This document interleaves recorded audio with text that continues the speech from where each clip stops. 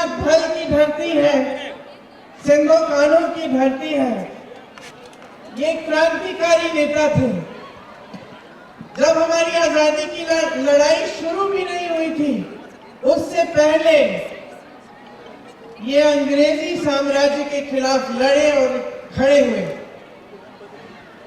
आपको गर्व होना चाहिए कि ये आपकी धरती है जिसने ऐसे नेताओं को पैदा किया जो सदियों पहले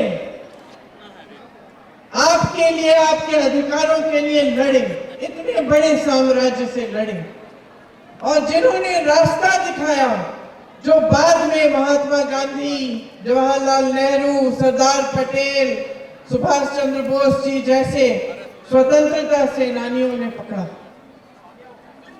तो जो आधार है हमारी आजादी का, जहां हमारी राजनीति की नींव डली, वो यही थी कि अपने अधिकारों के लिए, अपनी आजादी के लिए डट के लड़ो, अपना हक मांगो, अपनी आवाज उठाओ। वो हमारी राजनीति की नींव थी और उस नींव पर ही हमारा लोकतंत्र बना। हमारा लोकतंत्र, हमारा संविधान हमारी रक्षा करता है। आपने बहुत मंचों पे सुना होगा कि तमाम नेता आते हैं, संविधान की बात करते हैं। कभी आपने सोचा होगा कि ठीक है, लेकिन इस संविधान का मेरे लिए क्या मतलब है? मेरे रोजमर्रा के जीवन में इस संविधान का क्या महत्व है? तो बात यह है कि यही संविधान आपको सारे अधिकार देता है। आपको वोट का अधिकार देता है, आवाज उठाने का अधिकार देता है, आंदोलन करने का अधिकार देता है, भोजन का अधिकार देता है, शिक्षा का अधिकार देता है, आरक्षण का अधिकार देता है, आपको बचाकर रखता है और इस लोकतंत्र को बचाकर रखता है।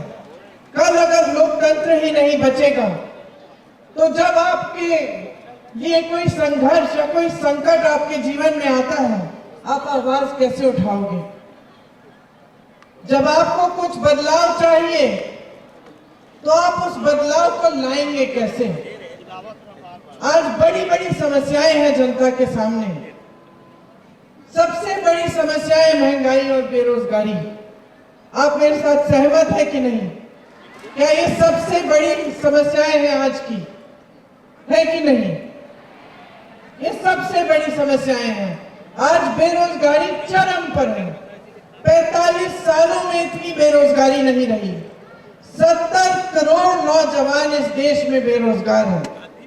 और आज वो जमाना नहीं रहा बहनों और भाइयों कि हम बच्चों को बड़े करते थे, जैसे ही बड़े हो जाते थे मजदूरी में या खेती में लगा लेते थे। आज वो जमाना नहीं है। आज जो बेरोजगार नौजवान खड़ा है वो शिक्षित है, क्योंकि हर एक माँ बाप ने, हर एक परिवार ने, चाहे कितनी भी दूर दराज गांव का हो, चाहे कितने भी गरीब परिवार का हो, उन्होंने कोशिश की है कि अपना बच्चा शिक्षित बने, अपनी बेटी शिक्षित बने, ताकि अच्छा रोजगार मिले और भविष्य उज्जवल हो। ये सही बात है कि नहीं? मेरी बहनें बैठी हैं, आज आप चाहती हैं कि अपनी बच्चियां भी शिक्षित हो ताकि खड़ी बड़ी होकर अपने पैरों पे खड़ी हो पाए। आज वो जमाना नहीं है कि शिक्षित नहीं करते हम अपने बच्चों को। तो आज जितनी भी जनता, जितने भी नौजवान बेरोजगार हैं, तमाम शिक्षित हैं। किसी ने बीटेक किया है, किसी ने बीएससी किया है, किसी ने एमएससी किया है, लेकिन रोजगार नहीं मिल रहा। ये बहुत बड़ी समस्या है हमारे देश के लिए, क्योंकि हमारे देश में, पूरे विश्व भर में हमारा ही एक देश है जिसमें सबसे ज्यादा नौजवान है। तो हमारी वर्क फोर्स भी बहुत मजबूत है। अगर इन सब नौजवानों को रोजगार मिलता तो हम मजबूती से चाइना जैसे देशों का मुकाबला कर पाते मैन्युफैक्चरिंग में और वर्कफोर्स में। आज वो परिस्थितियां नहीं है। तो ये एक सबसे बड़ी हमारी समस्या है। दूसरी सबसे बड़ी समस्या क्या है आज? महंगाई। मेरी बहनें बैठी हैं, हर चीज महंगी हो गई है। सरकार की नीतियों ने जीएसटी डाल डाल कर आपकी कमर तोड़ दी है। आप आज दुकान जाती हैं, 5 चीजें खरीदने जाती हैं, उनमें से 2 खरीद के वापस आएंगी। आज बच्चों की फीस देनी पड़ती है, या कोई बीमार पड़ जाता है परिवार में, घबराहट होती है कि किस तरह से करेंगे।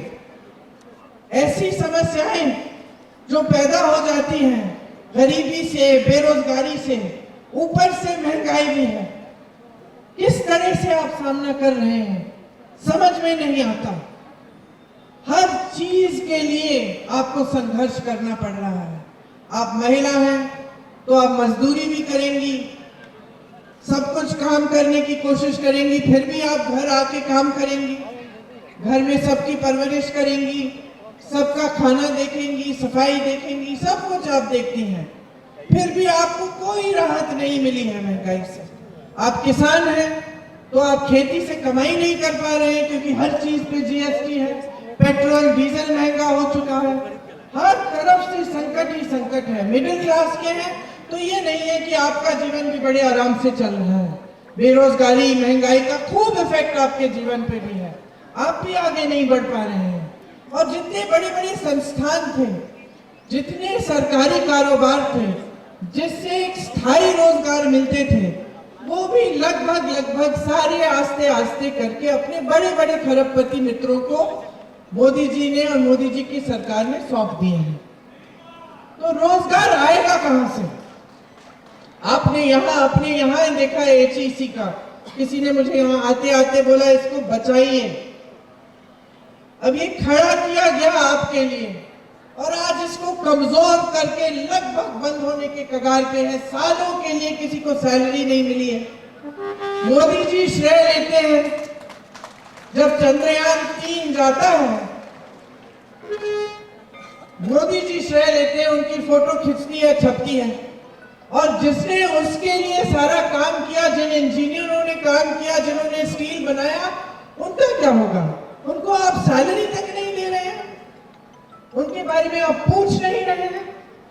तो जब मैंने शुरुआत की अपने भाषण की, तो मैंने अपनी राजनीति की नींव की बात की, लोकतंत्र की नींव की बात की। क्यों? क्योंकि आज जो राजनीति देश में हावी है वो सच्ची राजनीति नहीं है बहनों और भाइयों, वो सिर्फ सत्ता लेने के लिए है। और जो राजनीति इस देश में सालों के लिए चल रही थी, जिनके आपने मिसाल देखे, पंडित जवाहरलाल नेहरू ने जो जो स्थापित किया आपके रांची में ही, जितने बड़े इंस्टीट्यूट, जितनी चीजें स्थापित की, ये क्यों की? इंदिरा गांधी ने अगर देश सेवा की, देश के लिए शहीद हुई, 33 गोली खाई, देश के लिए क्यों किया?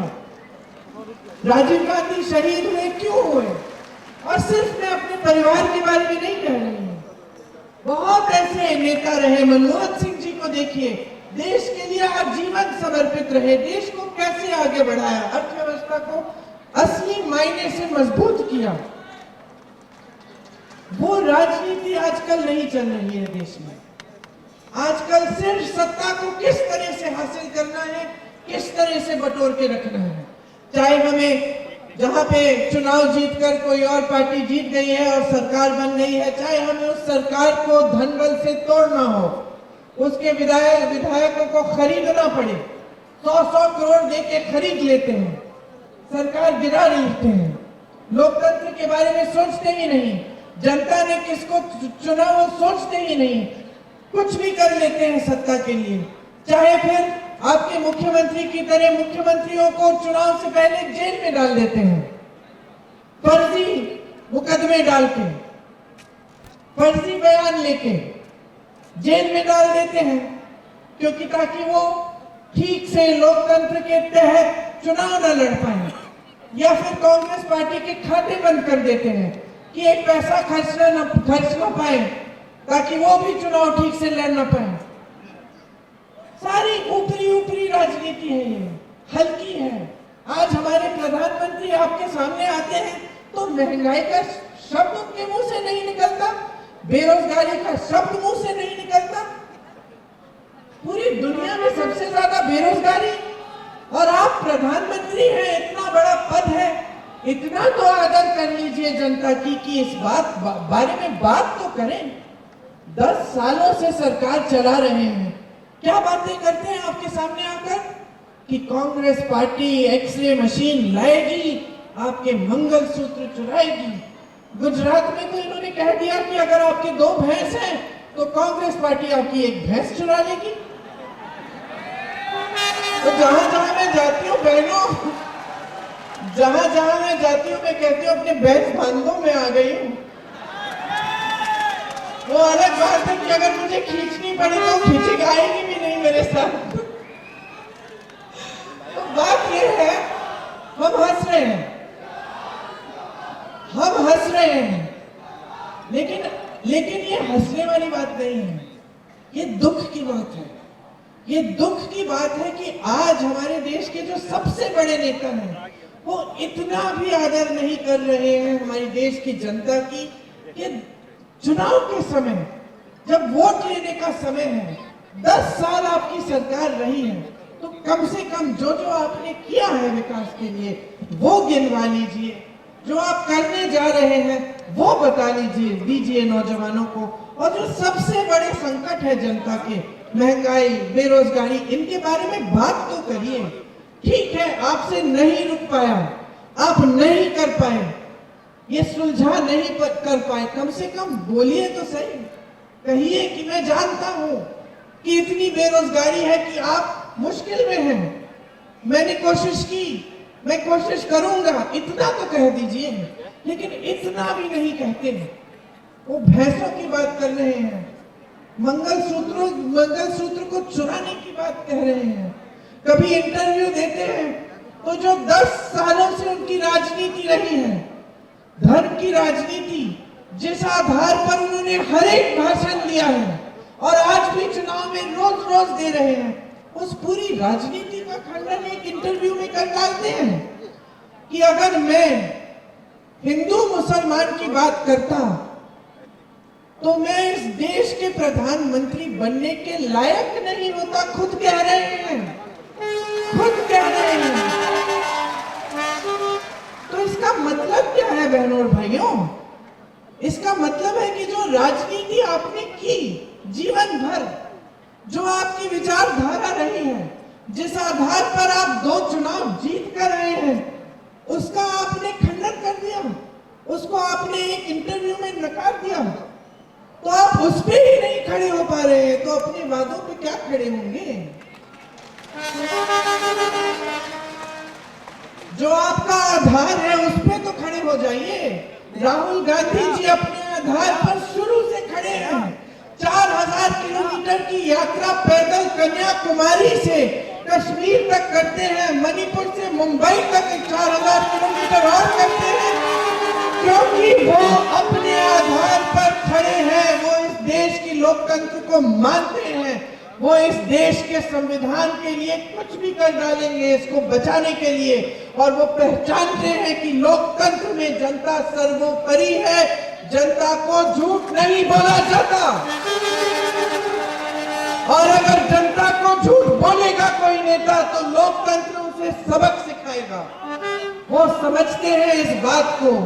और मैंने ये अपनी आधार की बात क्यों कही, यहां से क्यों शुरुआत की मैंने भाषण की, क्योंकि एक गहराई होनी चाहिए नेता में। नेता में जो पद संभालता है उसमें एक गहराई होनी चाहिए, उसमें एक श्रद्धा होनी चाहिए अपने देश के प्रति, अपनी जनता के प्रति। और वो श्रद्धा बोली में सिर्फ नहीं प्रकट होनी चाहिए, वो श्रद्धा अपने कार्यों में प्रकट होनी चाहिए। आप वादा करेंगे जनता को कि 2 करोड़ रोजगार मिल जाएंगे सबको, तो आप उस वादे पे खरे उतरिए। यही जनता की मांग है। अगर आप कहेंगे कि 15 लाख रुपए आपके खातों में डालेंगे तो उस वादे पे खरे उतरिए। यही जनता की मांग है। जनता और कुछ नहीं चाहती। जनता चाहती है कि नेता सच्चा हो, ईमानदारी से काम करे, जनता की जो समस्याएं हैं उसकी बात करे, उनको समझाए। कुछ इतना बड़ा नहीं मांग रही है जनता आपसे, लेकिन इस पर भी मोदी जी खरे नहीं उतर सकते। उनके हर वादे को देखिए, एक वादा नहीं रखा उन्होंने। सिर्फ चुनाव आने के समय धर्म की बातें, यही मंगलसूत्र की बातें, यही भैंस चुराने वाली बातें। तो क्या है फिर हम? तो जनता क्या बेवकूफ है? आप बताइए, क्या समझते हैं ये? आप नौजवान हैं, वोट डालने जाएंगे, सुन रही हैं ध्यान से मेरी बातें। आप बताइए, आपको क्या चाहिए? आपको चाहिए एक राजनीतिक पार्टी और एक नेता जो आपकी गहराइयों को समझे, जो लोकतंत्र का आदर करे और जो दिन रात आपके लिए काम करे, आपकी समस्याओं को हल करने के लिए। यही चाहिए ना? तो जब आप संकट में हैं तो कम से कम सुनवाई होनी चाहिए। यहाँ देश भर के किसानों ने आंदोलन किया 2 साल पहले, आप सबको याद होगा, सबने देखा टीवी पे। दिल्ली के बाहर सारे बैठे हुए थे, लाखों किसान। दिन रात उनकी यही मांग थी कि हमारी सुनवाई हो जाए। मोदी जी, जो 3 कानून आप लाए हैं हमें नहीं चाहिए, ये हमें बर्बाद कर देंगे, आपके खरबपति मित्रों को आगे बढ़ाएंगे, हमें बर्बाद कर देंगे, ये कानून नहीं चाहिए। मोदी जी क्या अपने घर से निकले उनसे बात करने के लिए? सुनवाई हुई उनकी, 600 किसान शहीद हो गए। 6 किसानों को जीप के नीचे कुचल दिया इनके मंत्री के बेटे ने। मोदी जी ने एक लफ्ज नहीं कहा, पलक नहीं झपकाई। यही है हमारे देश के प्रधानमंत्री। चुनाव आने लगा उत्तर प्रदेश का, उस समय विधानसभा का चुनाव था। चुनाव आने लगा, वोटों की बात हो गई, भैया कानून रद्द कर दो। कानून रद्द कर दिए। तो जब कानून चुनाव के लिए रद्द हो सकते थे, तो जब 600 किसान शहीद हो रहे थे तब क्यों नहीं किए रद्द आपने? क्योंकि गहराई नहीं है। असलियत ये है बहनों और भाइयों, शायद आपको पसंद भी नहीं आए ये असलियत, लेकिन गहराई नहीं है इनमें। महिलाओं की बात लीजिए, महिलाओं के लिए आरक्षण की बात की इन्होंने, संसद में पास किया 33% आरक्षण महिलाओं के लिए। मोदी जी को माले लगाए दिए गए, वो बड़े बड़े मंचों पे गए, दुनिया भर की महिलाओं को बुलाया गया कि देखिए मोदी जी ने क्या किया है। बाद में पता चलता है कि ये आरक्षण 9-10 सालों के लिए लागू ही नहीं होंगे। तो फिर क्यों किया? ये सब ड्रामा, ये सब तमाशा, नाटक किस लिए? महिलाओं पर अत्याचार होता है। हाथरस में हुआ, मैं गई थी उस लड़की के घर, उसकी चिता जलाई गई, उसके माँ बाप देख भी नहीं पाए उसे। आप सोचिए, मेरी भी बच्ची है 20 साल की, आपकी बच्चियां होंगी, कि इस पर ये परिस्थिति आ गई है कि सरकार प्रशासन मदद कर रहा है अत्याचारियों की, और एक माँ अपनी बेटी की शक्ल भी न देख पाए चिता के जलने से पहले। उन्नाव में वही हुआ, एक लड़की को जला दिया गया। सरकार ने, प्रशासन ने किसका तरफ लिया? जिसने किया था उसके तरफ सारे खड़े थे। उस लड़की के परिवार के साथ क्या नहीं हुआ मैं क्या बताऊं आपको। मैं उसके पिताजी से मिली, उसके खेत जलाए गए थे, उसके भाइयों को पीटा गया था, उसकी भाभी को धमकाया गया था, उसकी भाभी की 9 साल बच्ची को धमकाया गया था कि तुम स्कूल जाओगी, देखना तुम्हारे साथ भी ऐसा होगा। किसी ने कुछ बोला नहीं। हमारी ओलंपिक की मेडलिस्ट ओलंपिक्स में जाकर गोल्ड मेडल लाती है देश के लिए, मोदी जी घर बुलाते हैं, चाय पिलाते हैं, फोटो खिंचवाते हैं, सब जगह सारी मीडिया लिखती है मोदी जी तो है, तो मोदी है तो मुमकिन है कि हमें गोल्ड मेडल मिला। जब वही लड़की सड़क पर उतरकर रोती है कि मेरे साथ अत्याचार हुआ है, आपके ही नेता ने किया है मोदी जी पूछते तक नहीं है उसे। रोकर उसने मुझे बताया कि दीदी मैं मेडलिस्ट हूं, मैंने सोचा मैं बैठ जाऊंगी तो कोई तो सुनवाई होगी। मैंने देश का गर्व, देश के लिए मैंने देश को मैंने गर्वित किया है। वो खुद सोच नहीं सकती थी कि उसकी भी सुनवाई नहीं होगी। आज उसी नेता के बेटे को टिकट दिया हुआ है, चुनाव लड़ रहा है। तो गहराई कहाँ है? गहराई कहाँ है? बातों में गहराई नहीं है, कर्मों में गहराई नहीं है, गहराई कहाँ है? और अगर गहराई नहीं है हमारी राजनीति में, अगर हमारी प्रधानमंत्री में नहीं है, तो देश कैसे चला रहे हैं मैं बताती हूँ। सारा देश बड़े बड़े खरबपतियों के लिए चल रहा है। सारा देश अडानी जी, अंबानी जी और 22 और खरबपतियों के लिए चल रहा है। देश के कोयले के खदान, देश के हवाई अड्डे, देश के बंदरगाह, देश की बिजली, देश का पावर, सारा उनके लिए। अभी जहां मैं गई थी, इस सभा से पहले अडानी जी को जमीन दी गई है, जमीन ले ली, मुआवजे नहीं दिए हैं, बिजली बन रही है खूब तेजी से। कहां जा रही है? विदेश में। उस जगह के रहने वालों के पास न बिजली मिल रही है, न रोजगार मिल रहा है, न जमीन का मुआवजा मिल रहा है, और ये बार बार बार बार होते चला जा रहा है। मोदी जी ने अगर एक काम किया है जो 70 सालों में कांग्रेस पार्टी नहीं कर पाई, वो कहते हैं ना 70 सालों में कांग्रेस ने जो किया हमने 10 सालों में उसको किया है। कांग्रेस ने हमेशा इस देश की संपत्ति को आपके हाथों में देने का काम किया। आपको जमीन के पट्टे दिए, आपको जमीन के पट्टे दिए, आपको जल जंगल जमीन पर अधिकार दिया, जितने भोजन का अधिकार दिया। ये सब क्या है? ये सब देश की संपत्ति आपके हाथों में डालने का काम है। मोदी जी ने क्या किया? देश की सारी संपत्ति पकड़ा दी अपने बड़े बड़े खरबपति मित्रों को। 16 लाख करोड़ रुपए इन्होंने कर्ज माफ किए हैं। किसके? इन 22 खरबपतियों के, जिनके पास पहले से हजारों करोड़ हैं। इनके पास पहले से हजारों लाखों करोड़ हैं। ये कर्ज किस लिए लेते हैं? ये कर्ज इसलिए लेते हैं कि इनकी बेटी की शादी है। ये कर्ज इसलिए लेते हैं क्योंकि जमीन पे नुकसान हो गया है और आगे पता नहीं कि अगली रोटी कैसे खिलाएंगे अपने बच्चों को। ये कर्ज इसलिए लेते हैं क्योंकि कर्ज नहीं लिया तो बेटे की एमएससी बीएससी नहीं होगी, पास नहीं होगा, फीस भरनी है, ट्यूशन भरना है। ये कर्ज इसलिए लेते हैं ताकि इनके हजारों करोड़ कुछ और हजारों करोड़ बढ़ जाएं। और हमारी सरकार इनके 16 लाख करोड़ रुपए माफ करती है। ठीक है, करना है, इंडस्ट्री को बढ़ाना है, करो जो करना है, लेकिन फिर जब किसान को कर्ज माफी की बात होती है तो फिर किसान का भी कर्ज माफ करो, गरीब का भी कर्ज माफ करो, फिर नौजवानों को रोजगार दो, नौजवानों को पैरों पे खड़े होने के लिए कोई स्कीम दो। 16 लाख करोड़ रुपए आपने उन्हें पकड़ा दिए। देश में किसान 10,000, 50,000, 1 लाख रुपए के लिए आत्महत्या कर रहा है और आप चुप हैं। सरकारी कर्मचारी, ये सारे पुलिस वाले खड़े हैं, इनके पेंशन की बात होती है, आप कहते पैसे नहीं है। पुराने पेंशन के लिए पैसे नहीं है भाई और बहनों। 16 लाख करोड़ रुपए खरबपतियों के लिए हैं, पुराने पेंशन के लिए पैसे नहीं है इनके पास।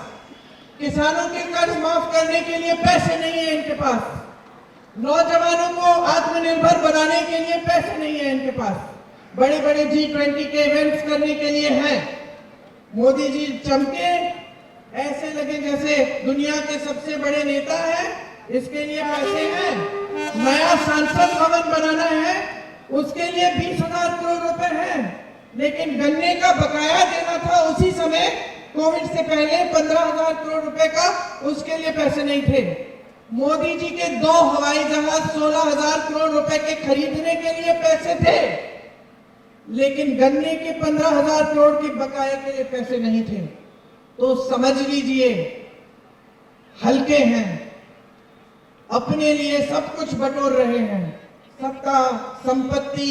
एक और काम किया मोदी जी ने और उनकी पार्टी ने जो कांग्रेस कभी नहीं कर पाई। 10 सालों में भाजपा को इस दुनिया की सबसे अमीर पार्टी बना दिया। कांग्रेस पार्टी को भ्रष्ट कहते हैं बहनों और भाइयों, कांग्रेस पार्टी को भ्रष्ट कहते हैं ना। हर सभा में जाके हम भ्रष्ट हैं, हमारे सारे साथी भ्रष्ट हैं, सबके बारे में। हम अगर इतने भ्रष्ट थे, 55 साल तो हम सत्ता में रहे, 70 सालों से देश आजाद है, जिसमें से 55 साल कांग्रेस सत्ता में रही। तो इन 55 सालों में कांग्रेस दुनिया की सबसे अमीर पार्टी बन नहीं पाई, ना किसी ने प्रयास किया इसे बनाने का, और 10 सालों में आपने बना डाली।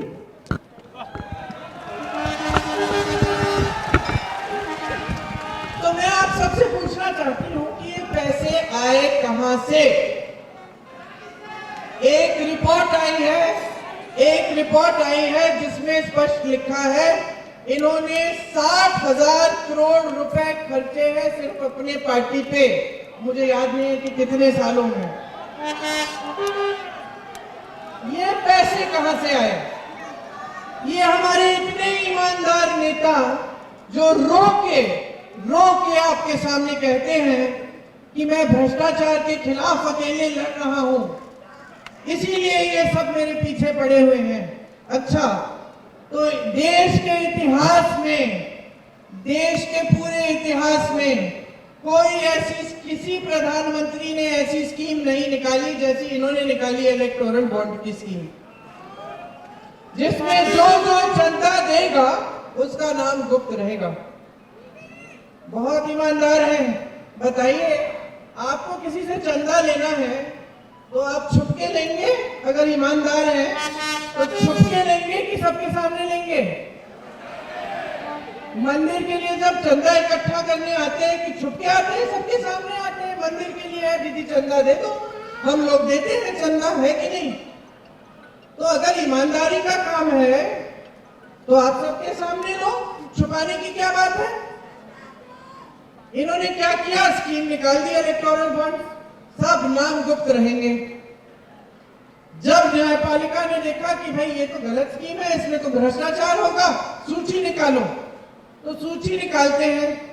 अब मोदी जी क्या कहते हैं कि देखिए मैंने तो सबसे ईमानदारी की स्कीम निकाली, सारी सूची पारदर्शी है, सार्वजनिक कर दी। अरे आपने थोड़ी की है, तो न्यायपालिका ने मजबूर करा के कराया आपसे। ठीक है, सूची निकलती है, सुन लीजिए, जिसपे छापा मारा उससे चंदा लिया, छापे बंद। जिसपे मुकदमे लगाए, चंदा लिया, मुकदमे ठंडे बस्ते में। जिसने गुजरात का वो पुल बनाया जिसपे से सारे लोग गिर के सैकड़ों लोग बह गए, पानी में मर गए, उनसे चंदा लिया मोदी जी की पार्टी ने। आपको वैक्सीन लगी वैक्सीन? किस किस को लगी? सबको वैक्सीन लगी, दोनों, मुझे भी। वैक्सीन बनाने वाली कंपनी से 52 करोड़ रुपए चंदा लिया। आज हम सब घबरा रहे हैं कि भाई इस वैक्सीन में क्या था, क्योंकि एक नई रिपोर्ट आई है कि वैक्सीन लेने से कुछ लोगों को एकदम भयानक से वो हो सकते हैं और वो मर सकते हैं। आज हम घबरा रहे हैं।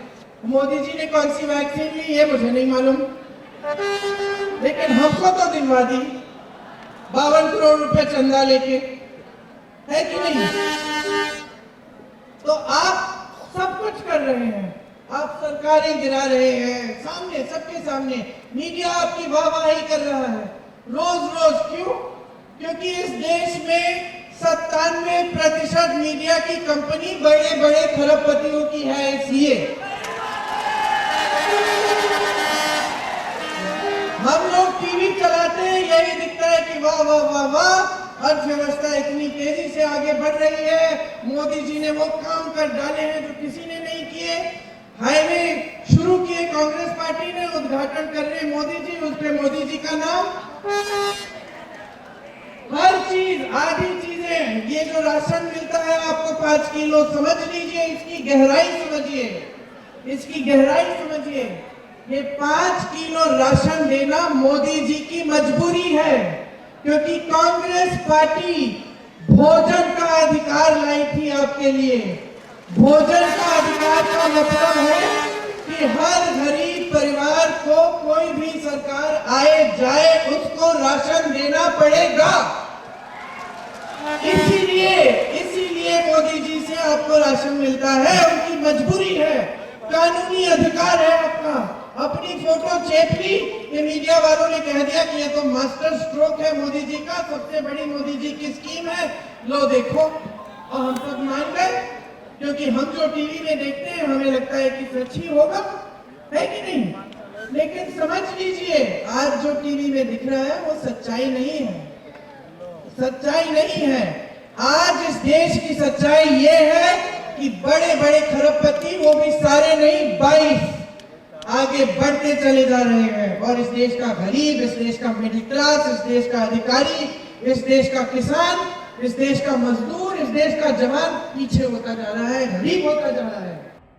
आपके अधिकार सौंपने जा रहे हैं, संविधान को बदलने की बात करते हैं। वही संविधान जो आपको बचा के रखता है, जो आपकी संस्कृति को बचाता है, जो आपके धर्म को बचाता है, वही संविधान बदलने चले हैं जो आपके आरक्षण को बचाता है, आपके अधिकार को बचाता है। कल को आंदोलन भी नहीं कर सकोगे आप। मैंने खुद देखा है कहाँ इनके प्रदेश है।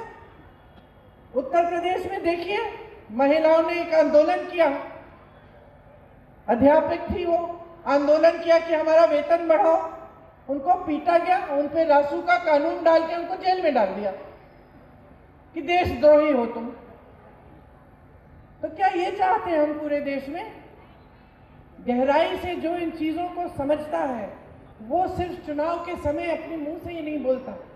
अगर जल, जंगल, जमीन के प्रति आदर है, आपकी संस्कृति के प्रति आदर है, तो इंदिरा गांधी को देखिए, मैं उनकी पोती हूं।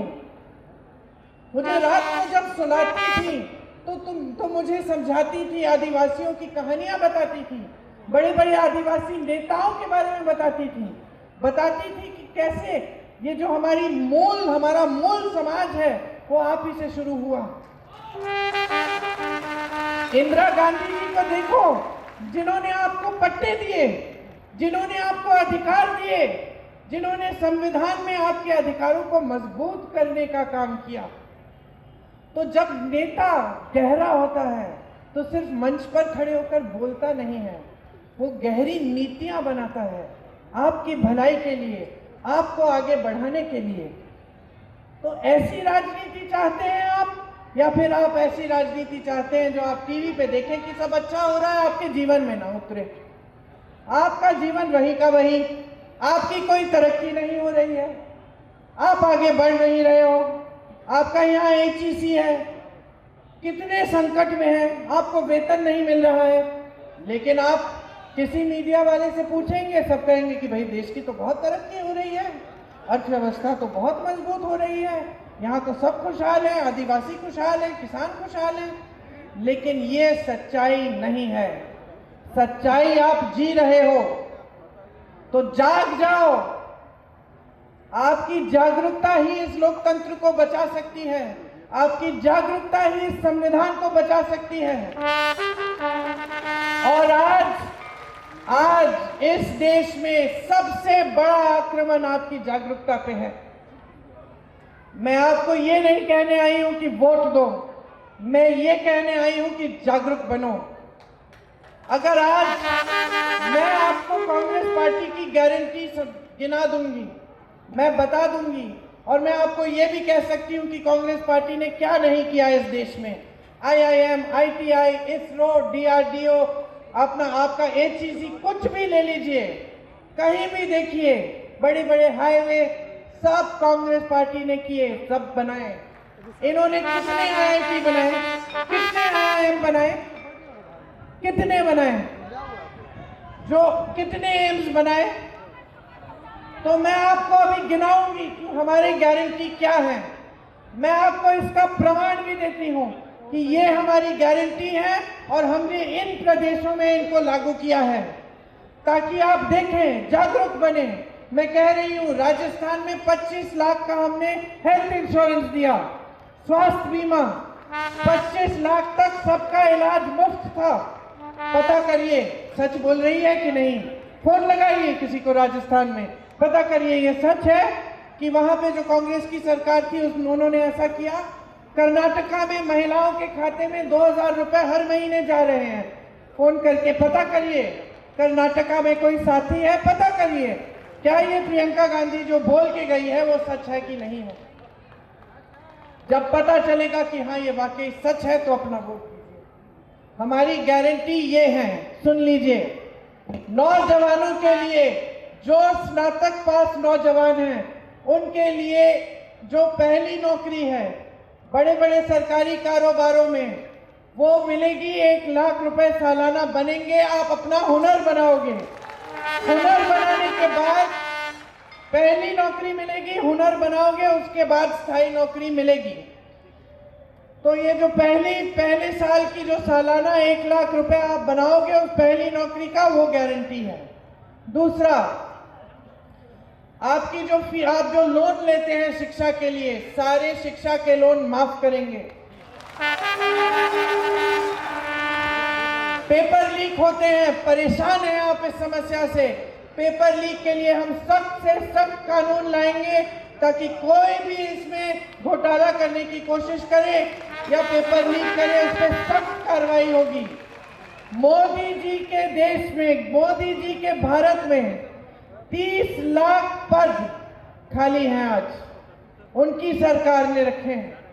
आप बेरोजगार हो, पद खाली पड़ा है आपके लिए, लेकिन दिया नहीं है आपको। ये है मोदी जी का विकास। हम कह रहे हैं कि ये 30 लाख पद हम भरेंगे जैसे ही हमारी सरकार बनेगी। किसानों के लिए हम कह रहे हैं कि जितने भी खेती के सामान हैं उन पे जीएसटी हटा देंगे ताकि वो सस्ते हो जाएं। आपका कानूनी अधिकार बनेगा कि आपको न्यूनतम समर्थन मूल्य मिलना ही पड़ेगा। जैसे भोजन के अधिकार में आपको मिलता है, उस तरह से किसानों के लिए न्यूनतम समर्थन मूल्य आपका कानूनी अधिकार बनेगा। आपके कर्ज माफी के लिए एक स्थायी आयोग बनेगा ताकि जब जब आप संकट में हैं, कर्ज के लिए आपको मदद चाहिए, आप उस आयोग में जाके ले पाएंगे। बहनों, आपके लिए हर गरीब परिवार की सबसे बड़ी महिला के खाते में 8,500 रुपए हर महीने सरकार डालेगी। 1 लाख रुपए सालाना हर गरीब परिवार में सरकार दिलवाएगी। जो आशा बहुएं हैं, जो आंगनवाड़ी की बहनें हैं, मिड डे मील की बहनें हैं, आपके लिए जो आपके मानदेय हैं वो दुगने किए जाएंगे।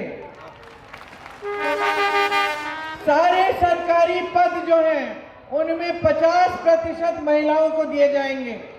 पहले के आरक्षणों के तहत हम आरक्षण का कैप हटा देंगे और हम जाति जनगणना करेंगे देश में, सिर्फ ये जानने के लिए कि कौन कितने लोग हैं और किस तरह से की सुविधाएं, किसकी जरूरतें हैं। आज मजदूरों का शोषण होता है। कोई भी ठेकेदार आपको कितनी भी मजदूरी दे दे, कोई पूछने वाला नहीं है। हम कानून बनाएंगे, 400 रुपए प्रतिदिन से कम मजदूरी कोई नहीं दे पाएगा।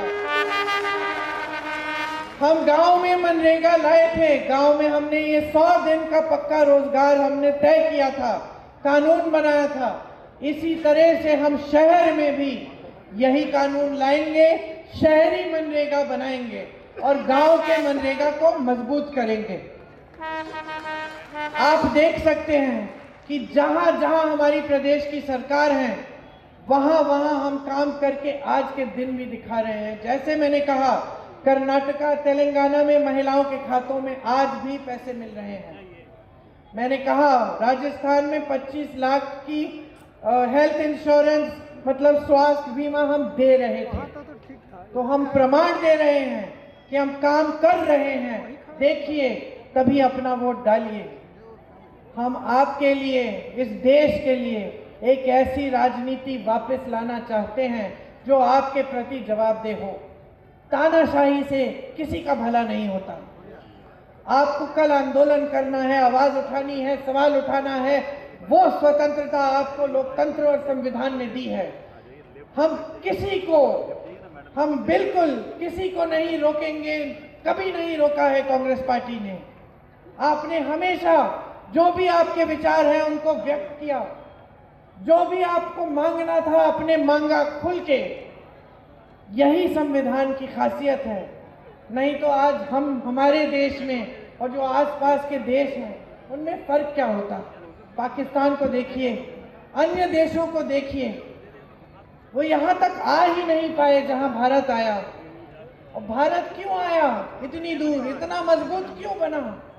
क्योंकि हमारे देश में लोकतंत्र स्थापित है, क्योंकि इस देश में हर धर्म के, हर जाति के, हर संस्कृति के, हर अलग अलग भाषाओं बोलने वाले लोग खुशी से रहते हैं।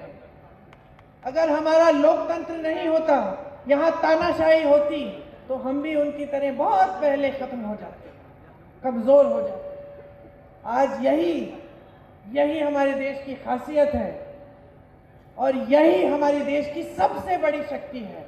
आप हो तो आप जागरूक बनिए, अपनी शक्ति को समझिए। ये जो वोट देने जा रहे हैं, इंडिया गठबंधन को दीजिए। हम सब इकट्ठे क्यों लड़ रहे हैं? हम इकट्ठे इसलिए लड़ रहे हैं क्योंकि हमें दिख रहा है कि हमारा लोकतंत्र, हमारा संविधान खतरे में है। इसलिए अनेक पार्टियां इकट्ठी हुई हैं अपने देश को बचाने के लिए, अपने लोकतंत्र को बचाने के लिए। तो आप भी जागरूक हो जाइए, इंडिया गठबंधन को जिताइए, कांग्रेस पार्टी के प्रत्याशी को जिताइए, क्योंकि अंत में ये देश आपका है। ये जिम्मेदारी आपकी बनती है।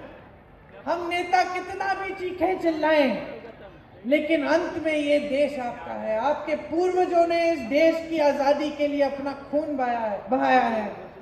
हमारे पूर्वजों ने बहाया है, आप जानते हैं।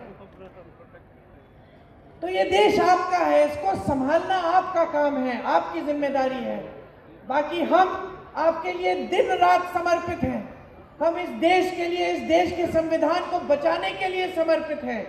आज नहीं आने देंगे, चाहे मोदी जी हो या चाहे कोई भी आए, लेकिन हम इस देश के संविधान पर आंच नहीं आने देंगे। इस देश के लोकतंत्र को हम दुर्बल नहीं होने देंगे। यही सब बातें आपसे कहनी थी। आप सबने बहुत ध्यान से सुनी। मैं आपकी बहुत बहुत आभारी हूँ। मुझे बहुत खुशी है कि हमारी जो प्रत्याशी है एक महिला है और 27 साल की है और नौजवान महिला है। और ये देख के मुझे हमेशा गर्व होता है जब मेरी एक बहन खड़ी हो जाती है और संविधान के लिए लड़ रही है, देश के लिए लड़ रही है। बहुत बहुत धन्यवाद। जय हिंद। बायोम मेडिकल प्रिपरेशन का एकमात्र संस्थान जहां है complete digital classrooms, individual doubt counters, video lectures, student tracking system, library facility, 100% result oriented rankers batch, study package and class notes in PDF।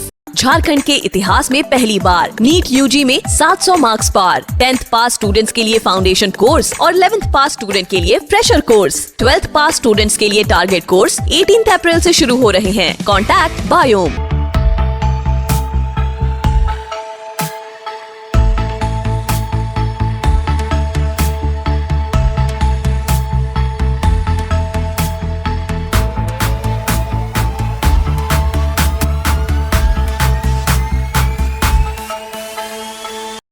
thefollowup.in. Like, share, and subscribe. www.thefollowup.in